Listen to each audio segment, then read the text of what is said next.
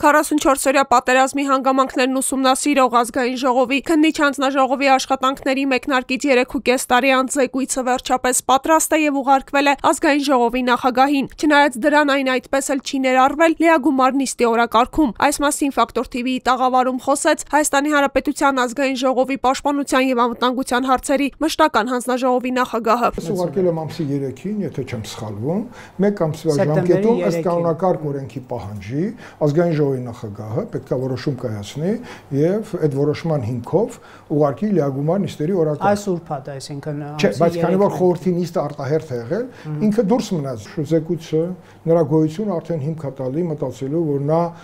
որևէ տեղ չունի գնալու, բացի լիագումար նիստերի օրակարգ գնալու։ Ազգային ժողով կանոնակարգ սահմանադրական օրենքի հոդված 25-ը սահմանում է, որ զեկույցն ազգային ժողովի նախագահին ներկայացվելուց հետո 1 ամսվա ընթացքում այն քննարկվում է ազգային ժողովի հերթական նիստում, իսկ ազգային ժողովի նիստը 3 էր մեկնարկել, ինչու օրակարգում զեկույցի մասին ոչինչ չկար։ Կարող է չմտնի լիագումարի օրակարգ։ Բայց դեպքում ինչ է լինելու զեկույցը։ Ինչ է լինելու, ոչ չմտնի։ Բայց դեպքում զեկույցը կդնեք դարակները։ Դեպքում պետք է հասկանանք ում դարակի մեջ պետք է լինի։ Դա պետք է լինի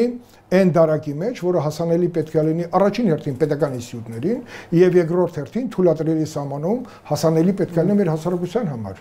Այս այնպեսի աշխատանք չի արված, որը պետք է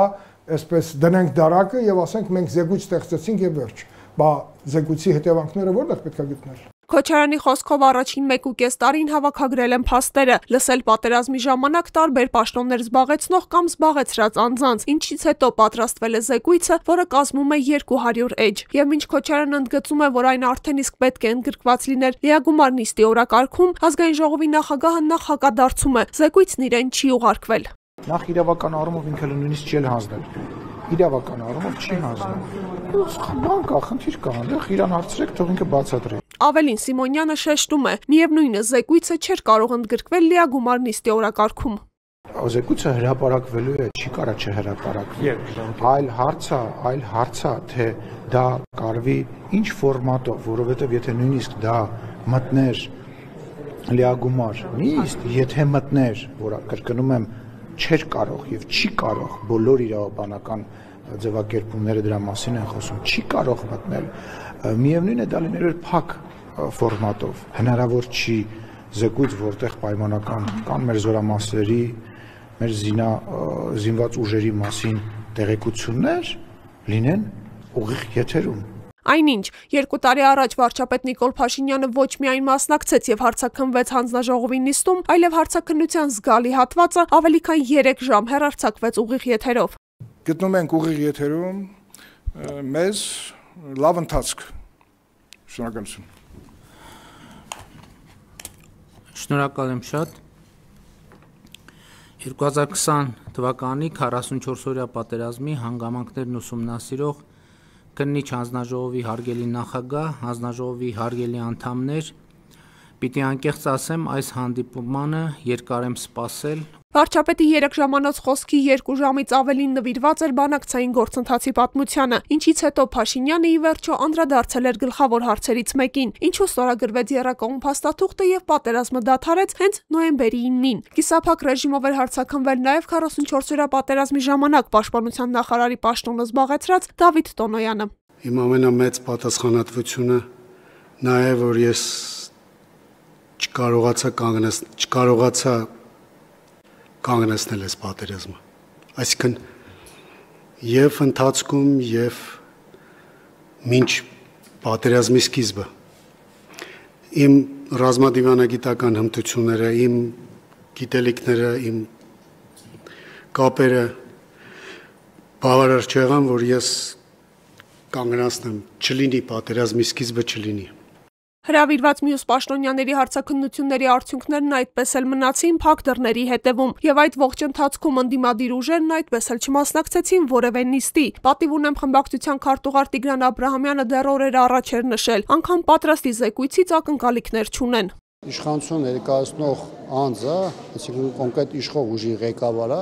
Նա խորհրդանից դուրս իր տարբեր հայտարարություններով, գրառումներով ըստ էության արդեն նշանակել էր մեղավորներ, մարդկանց պիտակավորել դավաճաններ, փախնողներ, դասալիկներ եւ այլն, եւ բնականաբար մնացած բոլոր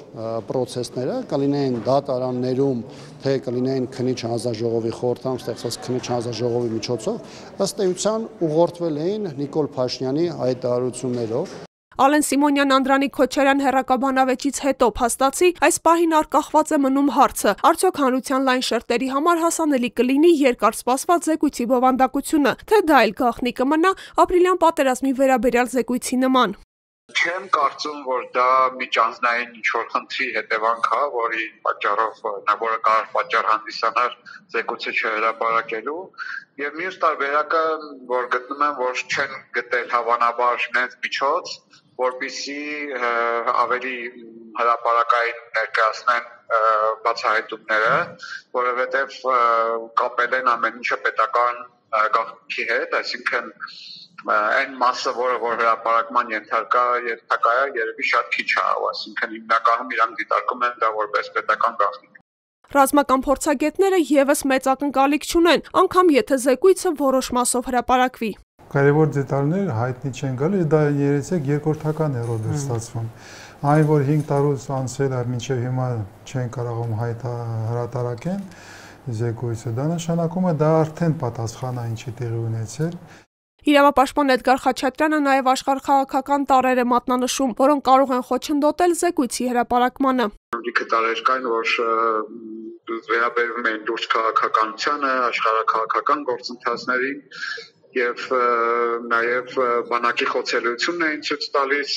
եւ սա երևի հենց դա էր պատճառը հիմնականում նույն օրինակ սպառազինության ձեռբերման հետ կապված խնդիրները Ռուսաստանը այն ժամանակ էլ կարծում եմ հրաժարվել է, բաներ ուրեմն սպառազինություն տրամադրել, այսինքն այդ խնդիրները այդ փուլում արդեն եղել են, եւ սա պատճառը հանդիսացել, որ հավանաբար չեն հրապարակում։ Դեռևս անորոշ է պատերազմի ավարտից 5 տարի անց արդյոք կհրապարակվի զեկույցը, թե հարցաքննությունների ուսումնասիրությունների արդյունքներն այդպես էլ կմնան փակ դռներից այն կողմ։ Անդրանիկ Քոչարյանը 3 Ֆակտոր TV-ի եթերում խոստացավ 1 ամիս անց կրկին գալ տաղավար եւ խոսել, եթե զեկույցը չմտնի լիագումար նիստերի օրակարգ։ Պարոն Քոչարյան ակնկալում է, որ զեկույցը լիագումար նիստ չգնալը դա լուրջ հարված կարող հասցնի մեր երկրի նկատմամբ վստահության, մեր քաղաքացու կողմից վստահությանը, որովհետև դա չի կարա չլինի։